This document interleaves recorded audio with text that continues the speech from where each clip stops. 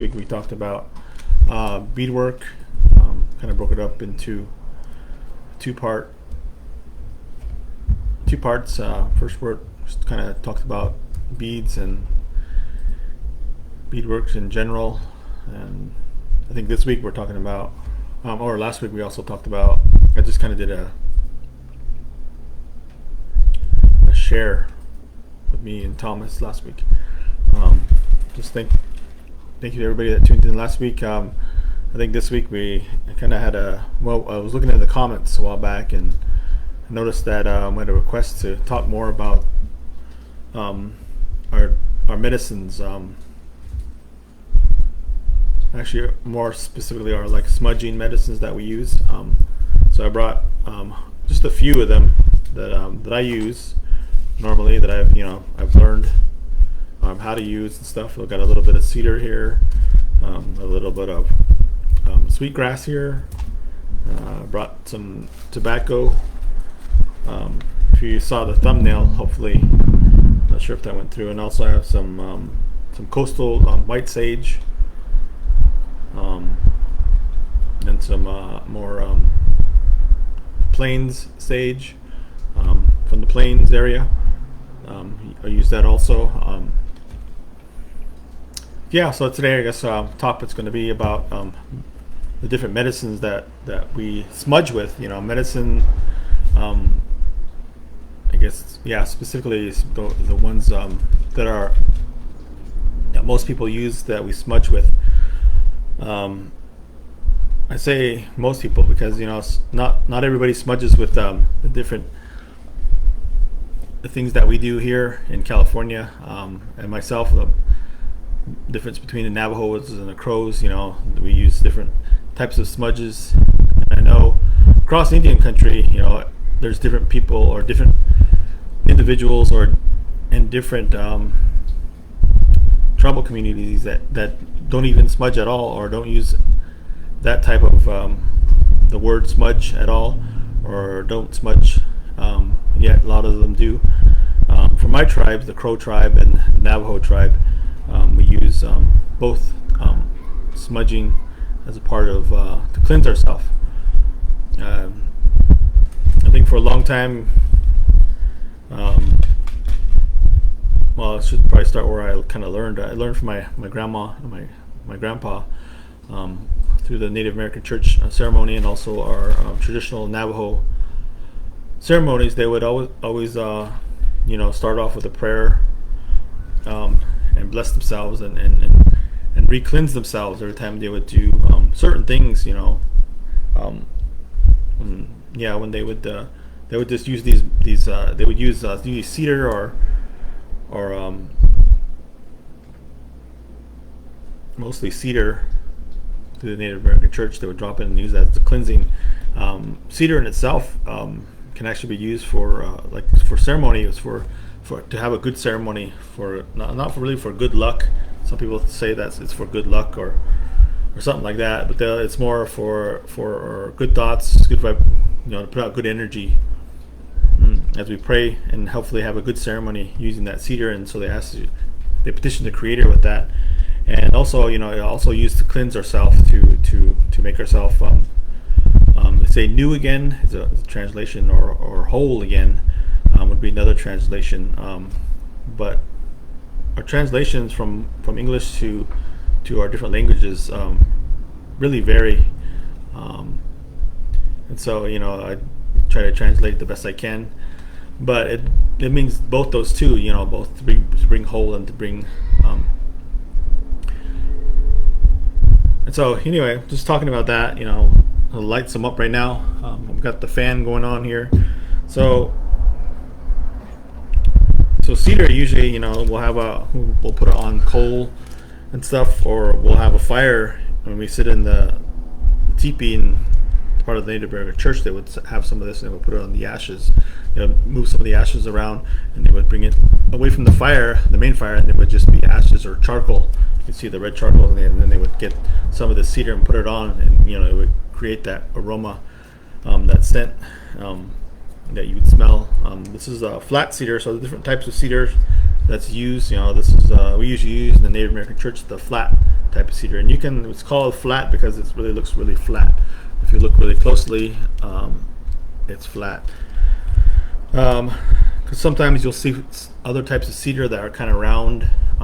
So that's the kind of we usually use for that part of the Native American church. So for me, that was kind of what I kind of grew up around. I didn't back then. I didn't know what this was. This coastal sage. We never used that around there. We had some of this plain cedar or plain sage. I should say, comes from the plains area. We'd have some of that, and that would burn too. And it's kind of a real sharp, kind of a smell to it. I'm gonna turn this fan off because it's creating too much wind here. Oh, just turn off the light though. Hold on 1 second. I'll turn this fan off. My assistant is busy. My son is busy today. He's watching, looks like some YouTube.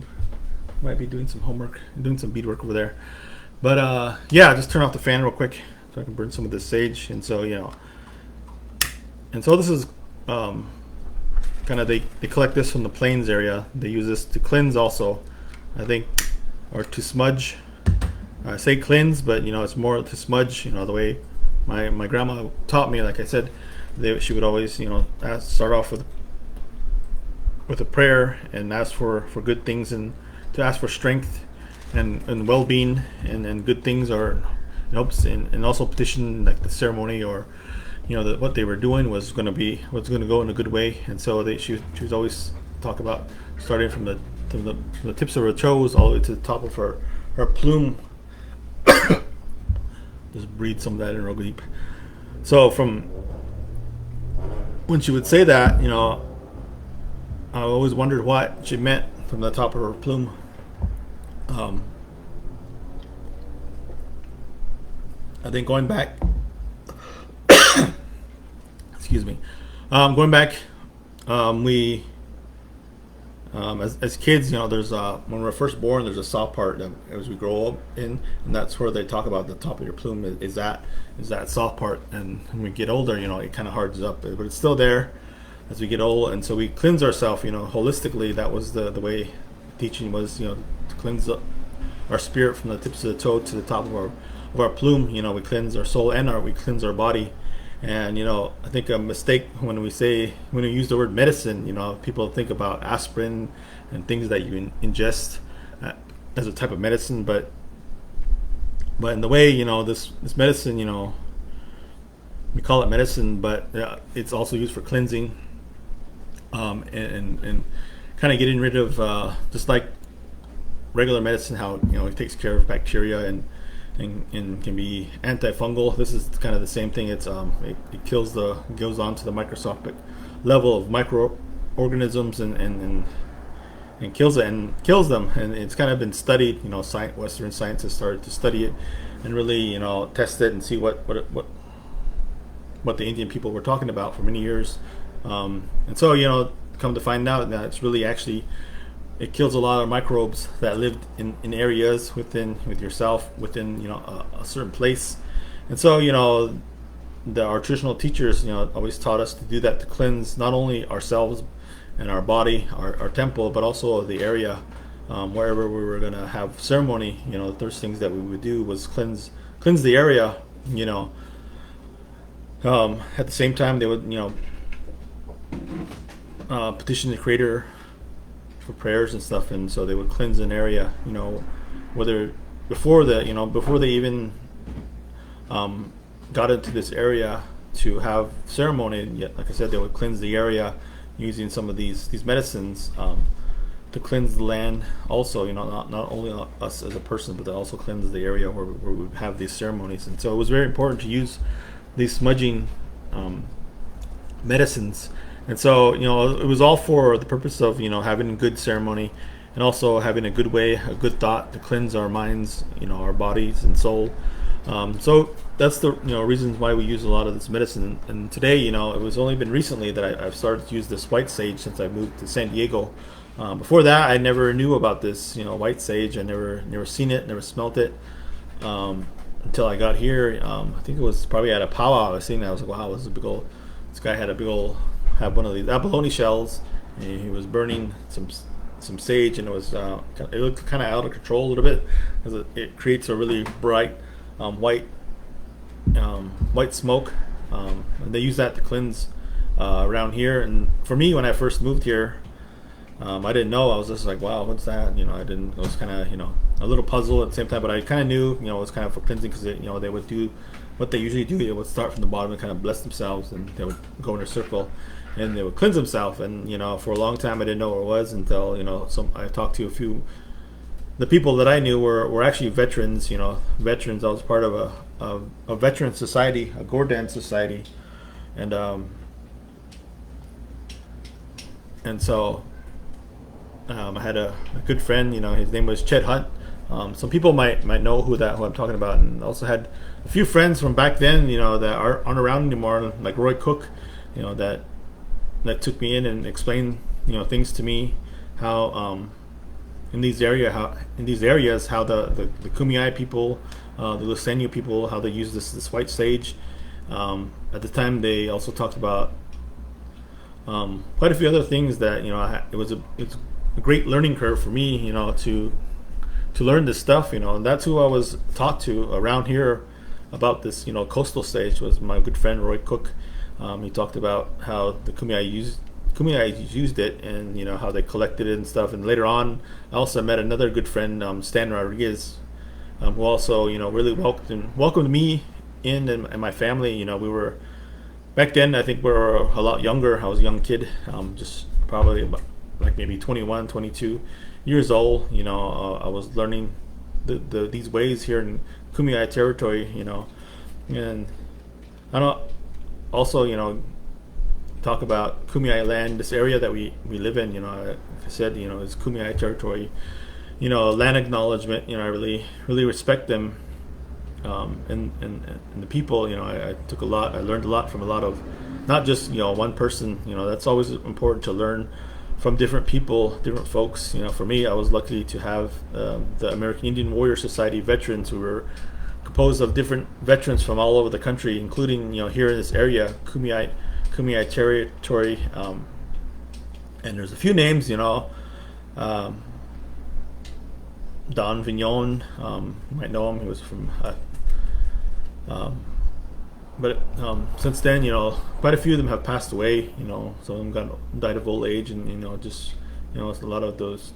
Actually, all those three people that I mentioned, are no longer here, and yet, I'm still here. Trying to carry on with our group. I'm still a part of the American Indian Warrior Veteran Society, and I try to help the guys out. The new guys that come in, I kind of show them the way and show them how to use some of this medicine that was taught to me. Like I said, I didn't grow up or come around this coastal sage until I came here to California, part of the military, and got out. And since then, my knowledge has grown. I've been able to talk not only to my own people, the Crow people and the Navajo people, and I kind of learn by asking and posing the question, what are these for, what are they used for. And I appreciate the person that asked the question also. He wanted me to kind of really talk more about what the medicine that we use to smudge is for, a lot of times. And also, I was also told that they would use this white cedar to cleanse an area, or cleanse a household. So that's what I usually use it for, to cleanse my household, and also to cleanse myself. I use it when I have powwows here. I always have that out. People have been asking me to help set up areas for powwows or gatherings, and I would use that in this area because I give a lot of respect to the Kumeyaay people for having this. So I use their medicine when I'm in this area, but I probably wouldn't use it when I go back home. Maybe actually I have. It was a little different. I remember talking to my parents, and they were like, "What is this?" They didn't know too much about it, so I had to teach them a little bit and show them what the people here used. And so from that, there's a lot of teachings, and we can kind of go back and forth between my two tribes and the tribes here, and there's a little bit of a likeness where we both smudge, and we use different medicines from the mountains, where we collect this, because a lot of some of these medicines usually come from the mountains or the side of mountains. I know the coastal sage comes from the side of, usually it has to be on a slant for it to really grow really good, I was told. And so that's where you can find them, on a slant of a mountain or a hill. Here in Southern California, we have a lot of mountains or hills. I like to say rolling hills, and so that's where I would find it. I was always invited up to my good friend Stan Rodriguez's house, and that's where I usually collected stuff. And my wife also, I always talk about.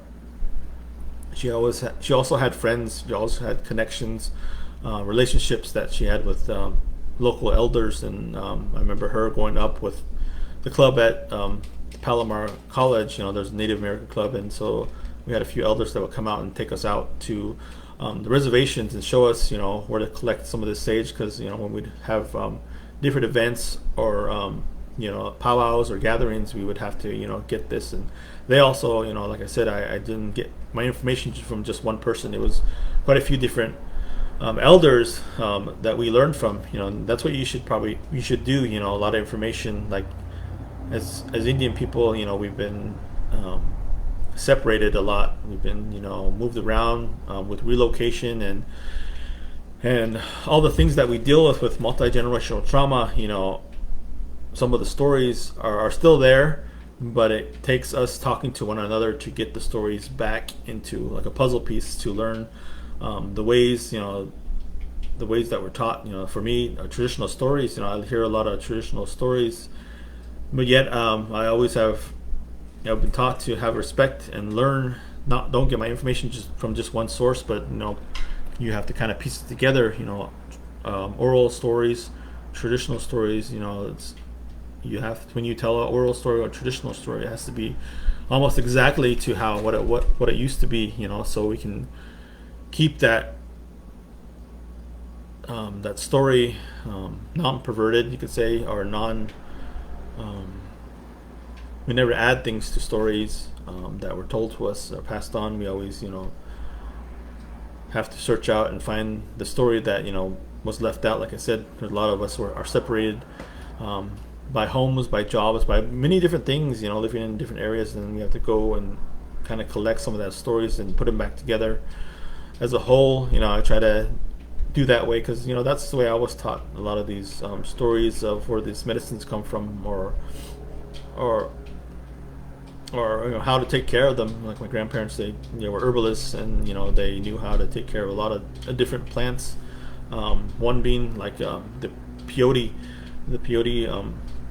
a little cactus that they use in ceremony, and they would also harvest this flat sage. They would also harvest tobacco. They would also harvest other herbs from our local mountains. Back home on the Navajo reservation, we have 4 Acre Mountains, and those mountains is where we would go harvest some of these medicines, and we would I would go with them. I would be able to witness that and see that where it was collected. I never knew how much that information would be so important, and until now, until I'm able to share. That's what I'm here for, as a traditional kind of a teacher, traditional educator. I try to share the information that I have, the best I can. And so, moving on, talking about the coastal sage, our area, what they use here. And I just want to give thanks to those ones, my mentors that have, are no longer here. Also, a few that are still here. I still, take care of the people that are still here. Don't wait until they're gone, because once they're gone,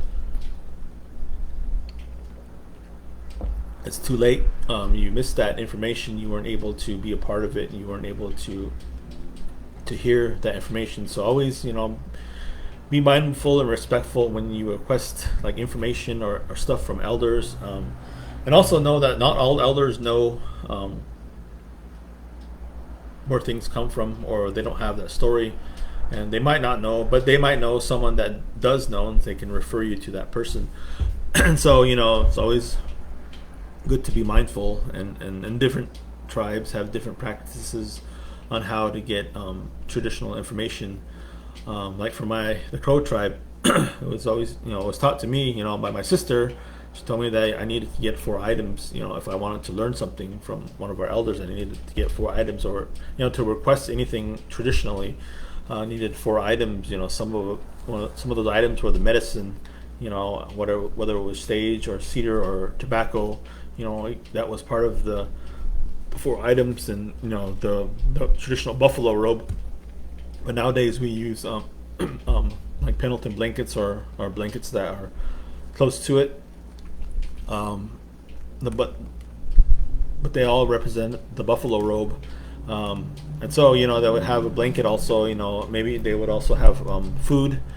It would be one the third thing to bring, and then also why you want that information. Is there a reason, a specific reason?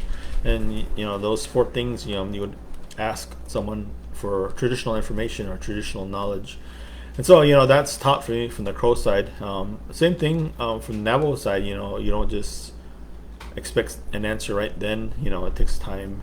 It takes learning. It takes you have to help build a house or help set up things before you can get information that you need. So there's a whole process that has to happen. It's not information that can just come to you. Like I said, traditional medicine has to be learned, has to be taught, has to be earned also. I always talk about, as a veteran, I've earned the right to learn some of this medicine. It didn't just happen overnight. Even though some of the things I was able to witness as a young kid, I seen it, but I needed to make a connection with the elders and talk to them and get specifics and learn a lot more. And I'm doing that. I've been doing that, and I'm still doing that. I'm still a student at this, and also I'm still learning. I still talk to my elders as much as I can when I can. I live out here in the urban area. I try to go back home, and especially right now. During the COVID times, it's hard to get out, hard to talk to the elders, and I always some of them like I said are no longer here. And have passed away during these these times of COVID. Some of it due to COVID, some of it just being to health and old age, or other medical problems that have happened, and we've been really restricted. And so I've been trying to teach what I know as best as I could with the internet. On this Facebook page, and hopefully you guys get some information. And like I said before, that you can always come and talk to me once this is over, a pandemic, and I can go down and really explain things to you, because there's a lot of things that I'm not going to be able to explain over the internet and show. It needs to be shown. Like I said, just if you ever really want to use sage or different some of these items, you have to actually go with me to the woods or to the mountains and collect them, and then learn stories. Just how to how do you cut. How do you collect when you go to gather some of these items? There's a whole process. There's also a process of having an offering for the things that you take. You don't just go up to the mountains and take stuff. There's a process. You have to have an offering, and usually the offering that I was always taught was the tobacco. I have it in this little pouch. I put it in this little plastic baggie because I didn't want to promote any tobacco, but I try to promote the tobacco that's loose, the natural tobacco, not cigarettes. Cigarettes are kind of tainted, you could say. There's usually chemicals in cigarettes. And so when I use the tobacco, I always try to use the loose type of tobacco. I think one tobacco source I usually use is the bugle, or I can grab it real quick to show you. Yeah, it's called Bugler, and it usually comes in this blue packet. You can get it in bigger sizes, but this is the tobacco I use because it's loose. It's non-toxic. Try to keep, instead of using cigarettes. I know right now, a lot of times when I go to ceremonies and stuff, I'll see they'll use cigarettes and smoke and use a cigarette, and I think that for me, from my teachings, what I've learned, that's probably not gonna be very good, because it has that those chemicals in it that we don't use, and so it kind of messes up that. And so I try to stick to the real stuff, you could say, or the non-tainted stuff with tobacco. And tobacco is also used as a form of offering, also used to petition the Creator. We smoke tobacco to ask the Creator to take care of us, to ask for blessings for someone. I always taught, when I do pray, I think at a young age, I used to pray, but I used to pray for kind of selfish things, like things like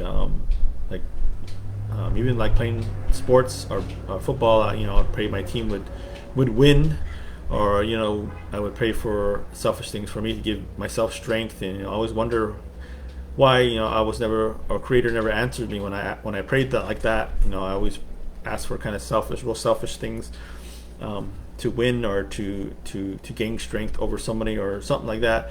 Was the wrong way to actually petition our Creator. I think I didn't understand until I got older. So my grandpa, when I started talking more to my grandfather, he told me the reason it didn't work was that was asking something selfish. When you pray, you don't pray for yourself, you pray for somebody else.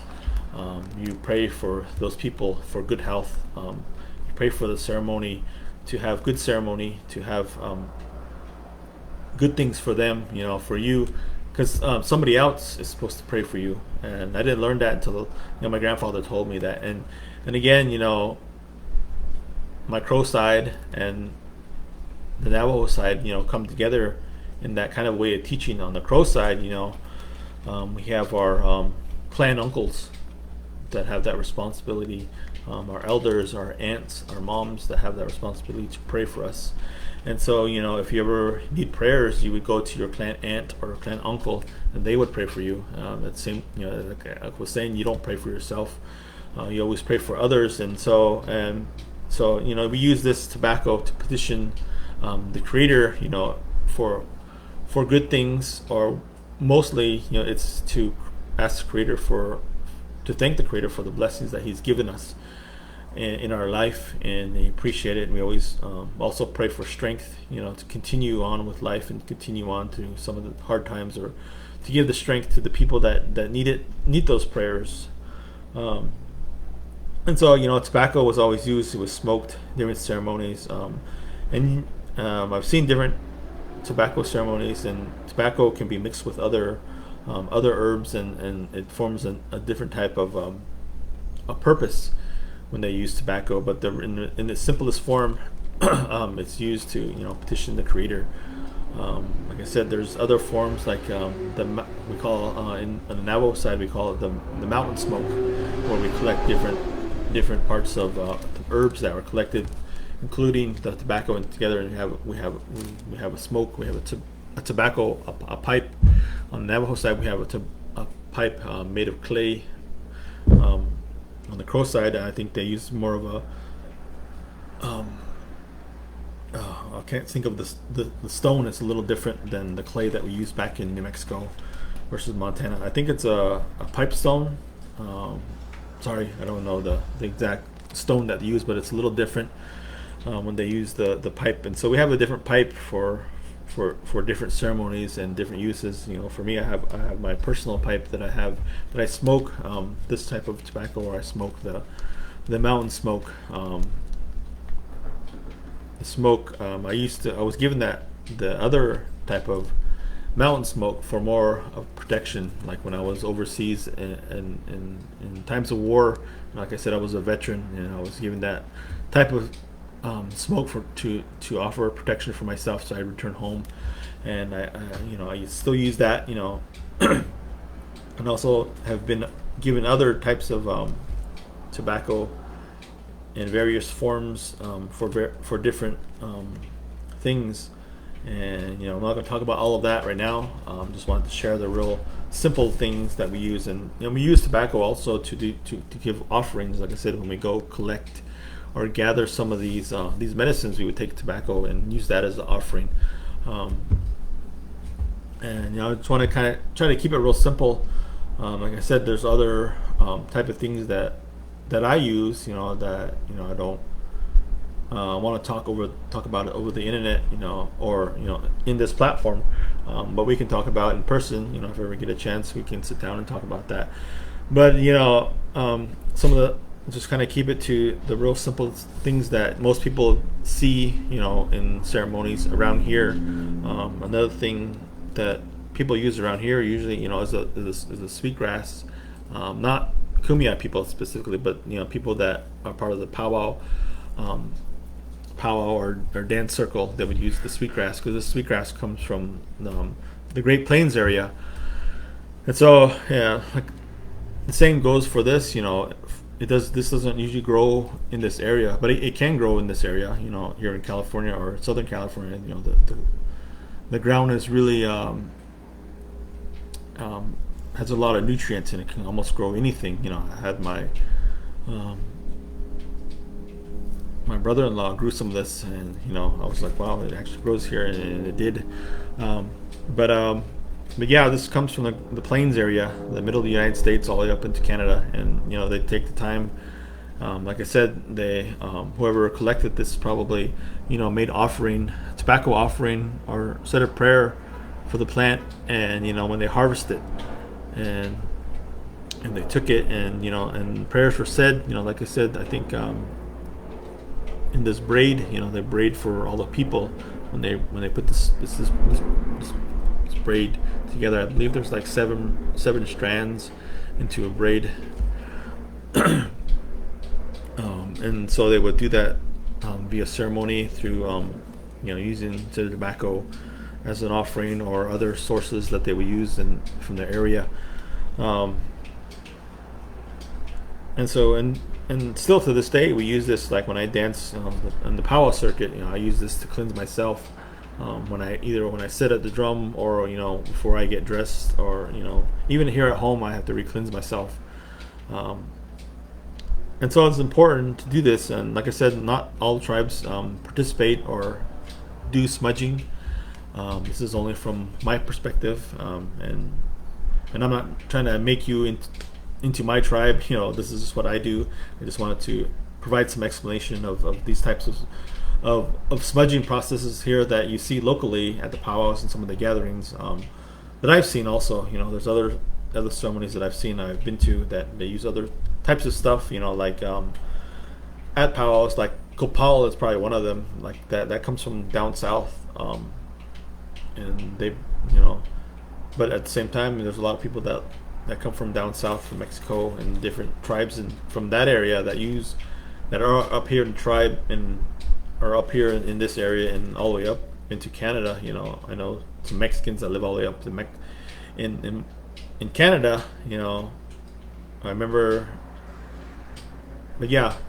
So these, I'm just thinking about the border and that wall, and a lot of medicines and a lot of these stuffs were traded long ago, with different people all over this country. Like whether they say the border, crossed us, we didn't cross the border, and so a lot of trade routes have been, no longer there. But at the same time, this medicine has been here before, long before before San Diego became a city. A lot of this medicine was here long before us. And so just thinking about that, talk about doing prayer and ceremony. A lot of this medicine is used, and every time I was always taught, every time you have this medicine out and you're going to use it, it becomes a ceremony. Whether you're just cleansing yourself, it's a cleansing ceremony for yourself. If you have this medicine, if you want good things to go, whatever you do in your way of life, I was always taught to wake up early, before the sun rises, and look to the east. I believe in the Navajo side, we believe that that's where we came from the east, and so that's why we look that way. Our houses are pointed in that direction, and when we pray, we look in that direction, and ask for guidance and give thanks to the things that we have, and we use these medicines in that way. I always taught the earliest time in the earliest mornings. We morning when the sun is lowest, to the earth, it's closest to the earth. That's the time when Creator is closest to the earth, and the spirits are closest to the earth, and that's the time to pray. So usually practicing self-care. I would do that. Wake up early if I needed to. Sometimes I know I have late nights and I don't wake up as early as I do sometimes, and sometimes I'm going through some things, or some things that just kind of keep me up late, and I don't wake up early. And there's times, like I said, I don't do it every morning, or I do it as much as I can when I can. I'm not perfect. And I'm also not a medicine man. I'm just an Indian guy that knows a few things about using some of the smudge, and I just want to share what I know, a little bit of knowledge. At the same time, being mindful when you use some of this stuff. Like I said, some of this stuff is not for all of us. Like this coastal sage, I only can use so much of it. Even my wife, she's a little bit, she gets a little bit of allergic reaction because I guess we're not used to it or something. And so if it burns too much, I start getting a headache and I start feeling a little weird. And I know some people are actually have allergies to it. Especially, I think I should probably talk about that too. When collecting or gathering, sometime you have to know how to collect or gather this stuff. If you get a chance to do that, like for me, I would show you how to collect or how to gather, and there's a whole process behind all collecting some of this coastal sage. So don't just go out and think you know, just because you listen to my talk, how to collect this from the mountains. Always take someone, a Kumeyaay elder, or ask a question. For some of them that knows how to do it. And don't just ask one person. Just to do this, I can share a little bit about this. Collecting this. Like I said, I was taught by a few people, and collecting it. It comes in fresh, and you should always let it dry for a little bit before you start rolling it up. Usually, it's best to use a plastic bag. And like I said, getting back before, I kind of jumped around in my story, but we do an offering, our tobacco offering, before we collect the sage to the plant. And when we cut the plant, we don't cut the whole thing. We cut it at a certain area so it can still be alive and grow again. And that's the goal, is to keep the plant alive and not kill it. And it's always a goal as Native people to continue that growth. Not kill a plant, but also just kind of prune it and use what we need. Only take what you need. There's always a good teaching to know. That's a good traditional teaching, is to take only what you need.